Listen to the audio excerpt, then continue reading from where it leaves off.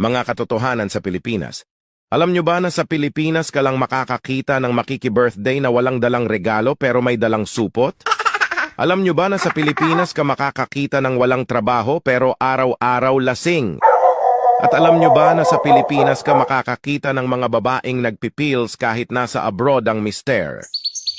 Sa Pilipinas ka lang makakakita ng taong maamo kapag nangungutang pero galit pag siningil.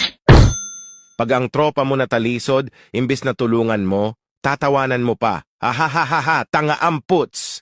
Sa Pilipinas, ang mga tao ay madalas magpasaring sa social media. Pero kapag pinalagan mo ay auto-block ka na sa kanya. Sa Pilipinas, ang magkakamag-anak at magkakaibigan ay nag-aaway-away at nagtatakwilan dahil sa ipinaglalaban na kandidato. At sa araw ng botohan ay pipicturan ang daliri na may tinta at ipopost sa social